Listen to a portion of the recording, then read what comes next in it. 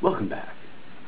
We're on page 57, about to enter page 58 of Kent Hovind's doctoral dissertation, earning him a PhD in creation education. Continues Mr. Hovind. I write letters to the editor very frequently. Here is one published some time ago that sums up my feelings on the subject. Evolution isn't science. Remember the story of tailors who kept asking for more silk and gold to make a royal suit for the king? The deceitful men were pocketing the goods and giving the king imaginary clothes. Anyone who couldn't see the splendor of these clothes was obviously not intelligent. To even dare to suggest that His Highness was not gorgeously arrayed was to invite a barrage of ridicule and scorn, and so the entire kingdom was duped into silence until a small, ignorant boy cried out, "The kind hath no clothes." It is still true today that the few scoundrels can cajole the masses into silence about the obvious using ridicule and derision. For example, it is obvious that evolution didn't, doesn't, and won't happen. Design demands a designer. Frogs don't turn into princes, and big bangs make big messes, not neat, orderly universes. There are no facts to support evolution. It stands royally naked. Over 90% of the ignorant masses believe that the world was created by God. Thousands of taxpayers in this country resent their tax money being supporting humanist religion of evolution in our schools. In spite of this, Katie Knight, a science curriculum supervisor in Escambia County, told me that only one person is objecting to the teaching of evolution in our schools: me. How long will we let them steal our gold and give us nothing in return? They steal our kids' time, class time, and brain power promoting this fairy tale of evolution while they keep asking for more gold. Review the books this year and voice your complaint. Textbooks are being selected now. Let's get back to teaching real science and stop letting them tell us that evolution is a must-be included. It is not science and is not even remotely related to science. Even though the socialist tailors insist I'm the one who is blind and give evolutionism royal treatment, I still say, the king, evolution, hath no clothes. We now move on to Chapter 3, the effects of evolution. Evolution is probably one of the most important subjects facing us today because of the worldview and lifestyle that it breeds. A person's belief that he is a creation of God involves a particular worldview that will make him live a certain way. If he believes that he is a creation of chance, that there is no God, then what will produce a lifestyle or worldview that will have certain consequence on his life? Who cares anyway? Why is this subject so important? I'd like to begin by saying that this subject is very dear to my heart. I'm both glad and sad to be able to discuss the topic of creation/evolution in the Bible. I'm glad because I love the Bible and the God of the Bible, and I'm honored to be able to share my faith in God's incredible book. I'm glad because we have freedom in this country that allows us to discuss topics like this. Many other countries do not even allow a discussion on this subject. You have to accept the state opinion. America is headed that way, I fear. But I'm glad right now in America that we have the freedom to discuss the contradictory or conflicting religions of creation and evolution. I'm glad because discussions of this type will force people to take a stand on the issue. You either believe one side or the other.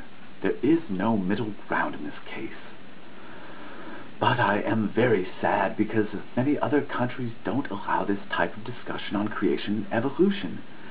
Many millions of my brothers in the faith have given their lives and fortunes for the blessed book, the Bible.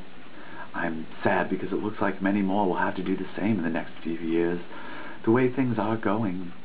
I'm also sad because those who reject the words of this blessed book are missing the greatest joy known to man, fellowship with God. They are also missing the real reason and purpose of life. If the words of the time, tested book, are true, those who reject them and give the forgiveness they offer are doomed to face God and will give an account of their sin before their Creator. God will be their judge on that day, whereas He will be my Father on that day. This topic is personal for me. It's not just academic. If someone says that the Bible is a myth and is not true, or the doctrine of evolution is true and the Genesis account of creation is false, They are attacking the very foundation of my faith. Jesus said that the creation of Adam and Eve was, quote, the beginning, Matthew 19:4. It would be like saying that my father is a liar. Calling Genesis a myth, or creation a myth, is like saying slanderous things about my mom or dad or wife or family. It will be hard for me not to get emotionally involved in this topic. We need to remember Aristotle's dictum. Aristotle said, if a document is being questioned, the benefit of the doubt is given to the document itself, not arrogated by the critic to himself.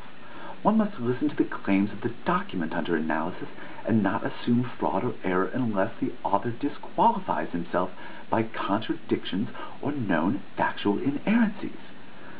There are basically two choices in this argument. Choice number one is that the material universe that we see made itself out of nothing for no reason. Then, through a long process of evolution, the different animals and man developed as we see them today.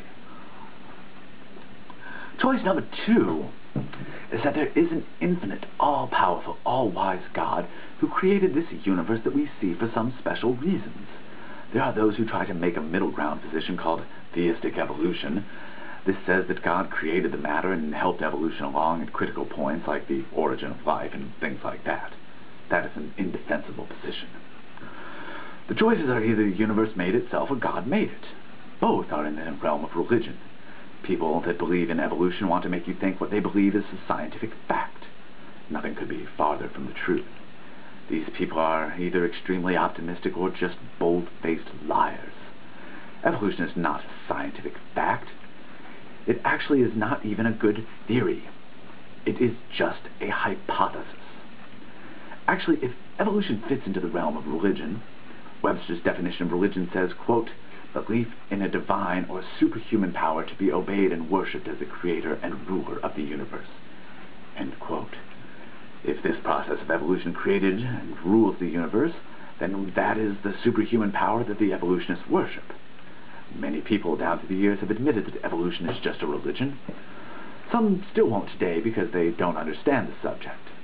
For instance, Sir Arthur Keith, the British biologist, said, quote, evolution is unproved and unprovable.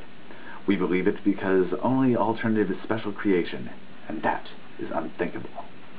L.H. Matthews, the man who wrote the preface to the 1971 edition of Charles Darwin's book, The Origin of Species, said, quote, the belief in the theory of evolution was exactly parallel to belief in special creation, with evolution merely a satisfactory faith which to base our interpretation of nature. It is a faith. Pierre Grasse, a French biologist, said, quote, scientists should destroy the myth of evolution. The British physicist, L.H. Lipscomb, said, quote, in fact, evolution became in a sense a scientific religion. Almost all scientists have accepted it, and many are prepared to bend their observations to fit in with it. Evolutionists can rant and rave all they want and say that evolution is a proven fact, when actually there is not one bit of scientific evidence to back up macroevolution. By that I mean major changes between kinds of animals. When I return, micro and macro evolution.